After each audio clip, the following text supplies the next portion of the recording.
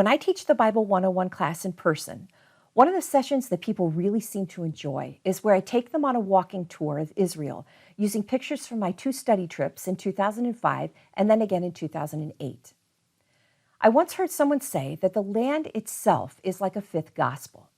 What he meant by that is that there is so much to learn just by simply walking the ground and feeling the scorching sun and the cool night breeze of the desert, that it truly seems as if you've discovered an additional text right there in the dust. And after having worn that dust day after sweaty day, I definitely agree with him.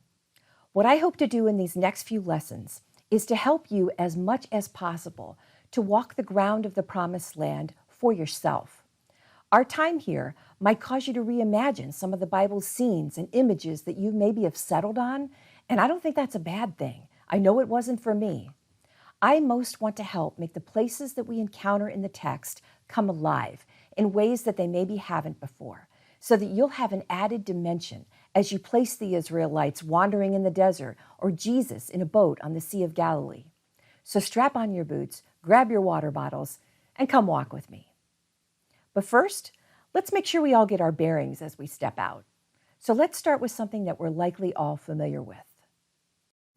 Once we're on this side of the globe, locate Africa, and then find the Mediterranean Sea, which sits on top of it. Now go all the way to the eastern edge of the Mediterranean Sea, and you'll run into an area known as the Fertile Crescent. It's the area underneath the red crescent line that's drawn on your globe right now. Now let's zoom in on that area so you can see it in more detail. The land underneath my curved red line here is the same as the Fertile Crescent that we saw on the globe. The land that we're going to visit, however, is located inside the red oval. This is the territory known as the Promised Land, because God gives Abraham and his descendants this portion of ground in Genesis 15:18. So what about that promise? What's so special about this small strip of territory in the Middle East that out of the whole earth, which is God's, he would choose this particular stretch of ground in which to place his chosen people? In order to understand that further, we've got to go back, way back, thousands of years, to when and where the Bible events are happening, back to that Fertile Crescent area in the ancient Near East. Back then and there, this part of the globe housed 2 world empires, those of Mesopotamia and Egypt.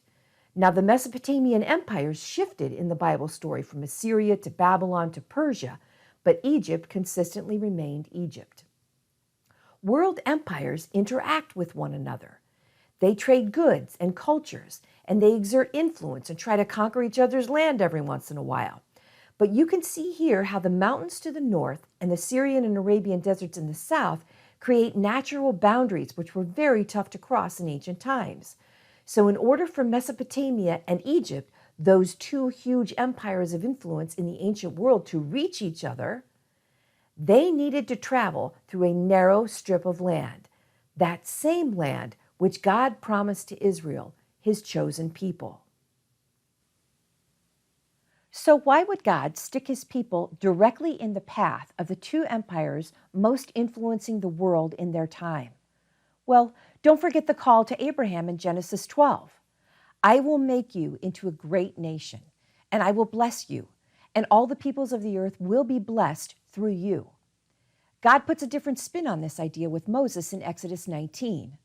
Although the whole earth is mine, you will be for me a kingdom of priests and a holy nation. The job of the Israelites was to live so distinctively in this territory that the world influencers would witness them doing things like observing Sabbath and loving their neighbor, and they would ask, "Who is the God that you serve?" And Israel would tell them about Yahweh, their God, who is compassionate and slow to anger, abounding in love, and zealous about justice. I would suggest to you that that is how Israel was to bless the world. 1 Peter 2:12 spells out the mission beautifully. Live such good lives among the pagans that though they may accuse you of doing wrong, they may see your deeds and glorify God. This portion of land promised to the Israelites, it's not particularly abundant in resources. It's not even particularly friendly to its inhabitants. but it was very strategically located so that God's chosen people could influence the powers of the world to want to know the God of Israel.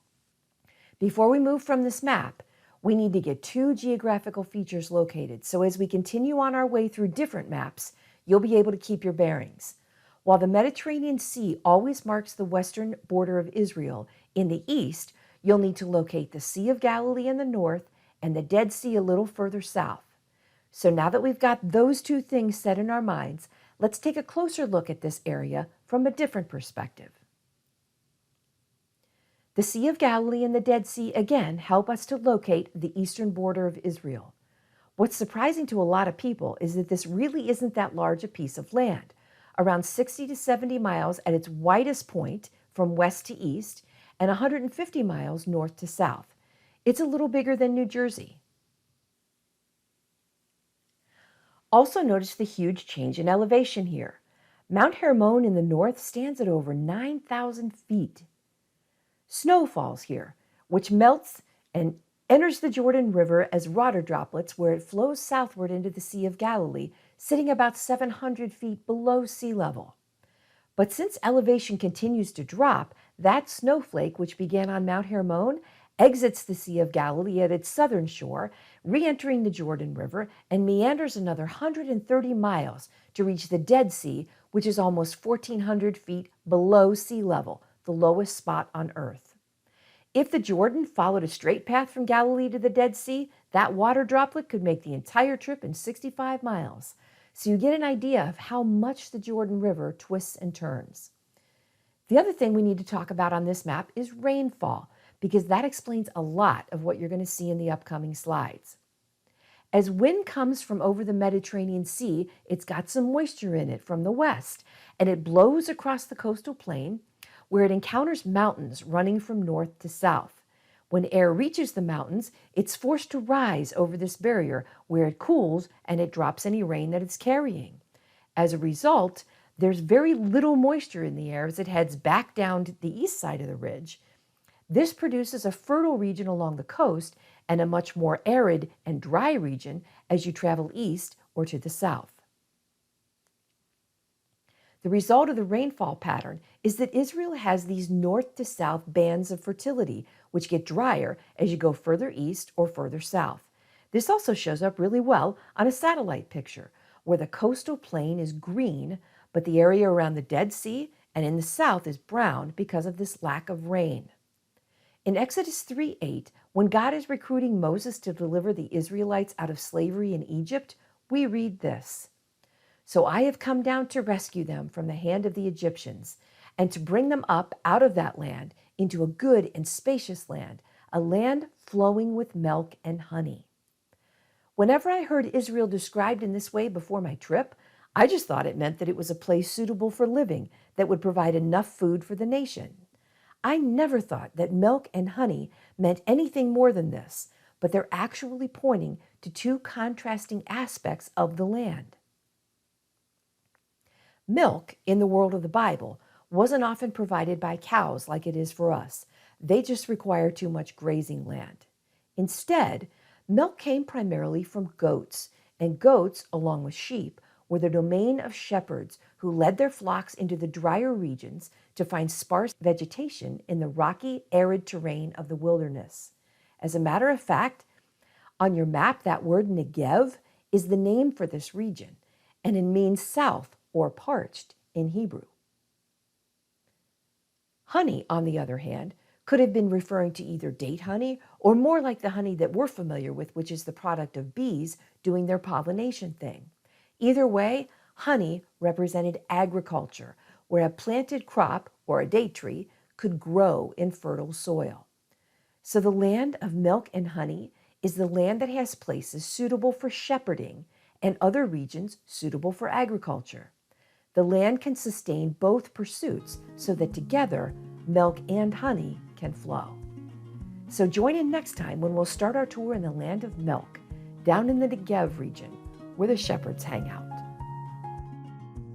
So thanks for coming along on this short journey into the Bible text. I hope you've noticed something new in the landscape. or maybe even a fresh way to view territory that you've covered many times before. Whatever the case, it's good to have you along for the trip. You never know what we might discover as we crack open this fascinating text together.